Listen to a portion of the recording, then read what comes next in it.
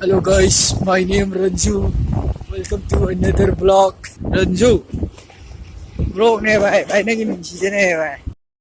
Khôi là sự sự gì sao cái mà sao này, mình là sao câu này, sao câu là cái nghe là sao rồi, anh mà sao này sao này.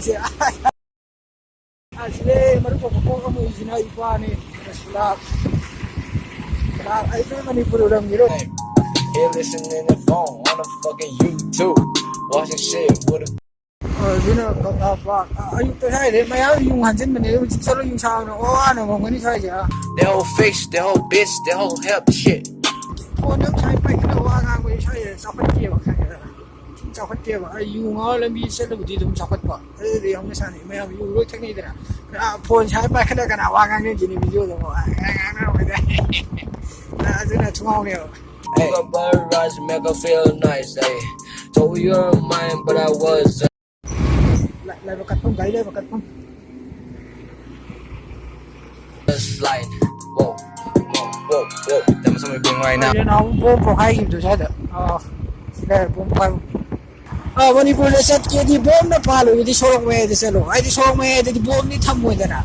Footpath tadi nang bayo mam tham jela pokai bayo ni ba. Sorong me ai selo. Selfie camera kai gre bana kharami hat pa na. Ano to yun, may eksiyadre ako siya pero ito saya kanu lang ay siya glass akay biyo filter makanya wala actually dera tum ye amna chaukat palambi kanu to guwahati kini we accident Hey, I ain't got no fear when you see these scars on my body playing me. Ale Yeah, Manipur. Siguro makatalk tayo sa tunang Manipur mali ko. Sino ko'y Manipuri pakang mo yung taway yung sorom. Ay yung di pa kami, delay roy, day. Mga nabi, way, tawan. Kung ginawa ko, yun ang goal sim mo ito. Oy, kayo ito yung reno eh, mo, kayo sabi ang shell sao na poster tet mo to sinya may gi. Oy, kaya din siya nga. Tayo na. Ako ini sak pijegi mamak no faji ai sa video kai na mi ko ra de to de chum oi asi de oi yen do yung ni kang soi ja de chok de liem na aliem do yen aliem bo su lu kha ko ju sa ko ke to kang soi mo to Hey, sipping on act, pouring on lane, popping on zen. I didn't get a fun on the bitch, yeah. Hey, pouring on lane, yeah. Yore, free de sa mi yore. Asi nung da kene de to insha ya pun ti ta la hu ha chela te shi.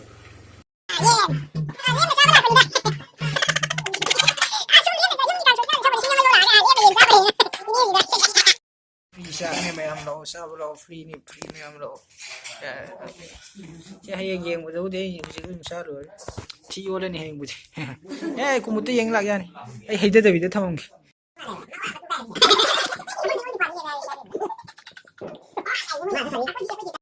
Free de sukara hape free de sisare sablo re sia koi street le ma phoyo kan nga le kan thabani lambi lan ya je ma ko mai ko Manipuri di mi le lambi lan ure ba kai kan thaben adu thogen de mi le lambi lan do ba kai kan thaben bi kai traffic jam to ba hon kan khong jin ga ba ai di hon khong ai traffic je khom chare ko si horen YouTube ta thak le lo ne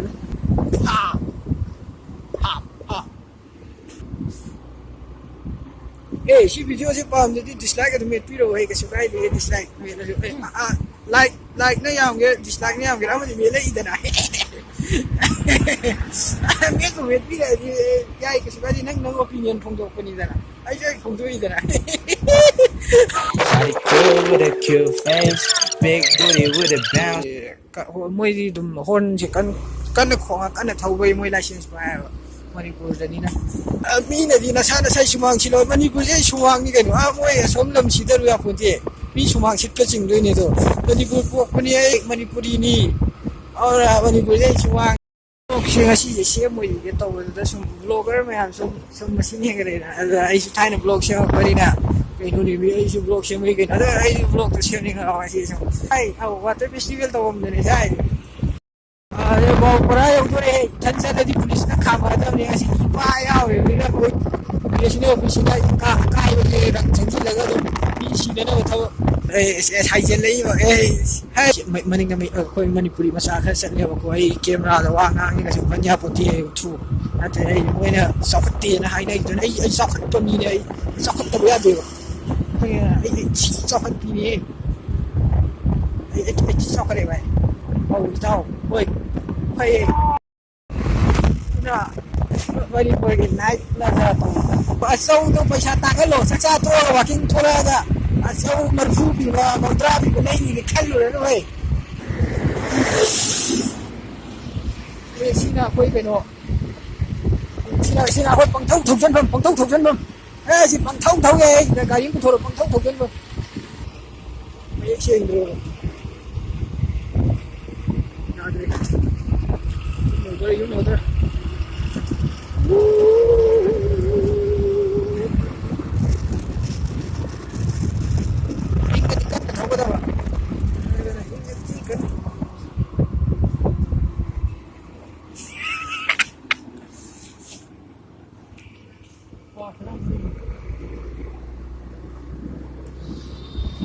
sina yen yon ai rồi da era khang da sino ri ko hoy saka ro akte